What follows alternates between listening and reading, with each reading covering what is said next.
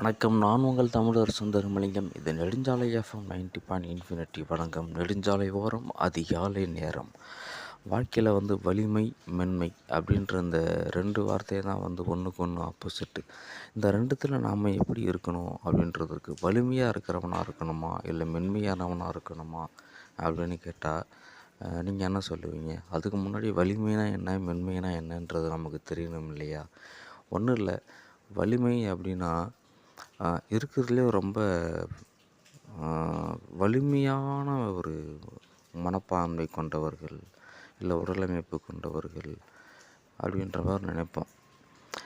இப்போ ஒருத்தருக்கு ஒரு 10 கோடி சொத்து இருக்குன்னா, அவருடைய நடை, உடை எல்லாமே அந்த 10 கோடி அப்படின்றது தெரியும்.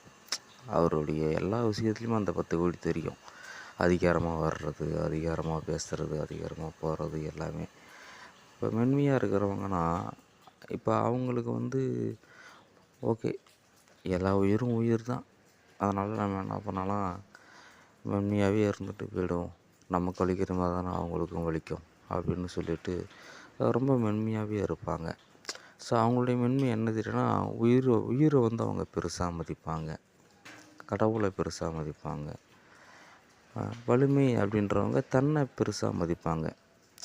ஒரு வைராக்கியம், தன்னம்பிக்கை, self motivated people, self respect அதிகமாக எதிர்பார்க்குறவங்க அப்படின்லாம் நம்ம சொல்லுவோம்ல, அவங்க வலிமை என்ற கேட்டகரிக்குள்ளே வருவாங்க. பட் வலிமை அப்படின்றது உண்மையிலே என்ன அப்படின்னா, தான் மேலே இருக்கக்கூடிய தன்னம்பிக்கை, அதாவது நிலை மாறும் மனம்.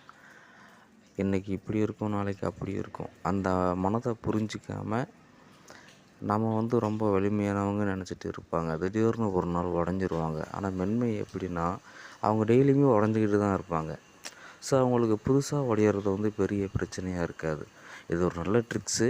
நீங்களும் இப்போது முடிவு பண்ணிக்கோங்க, நீங்கள் எப்படி இருக்கணும்னு சொல்லிட்டு. Tata, bye by.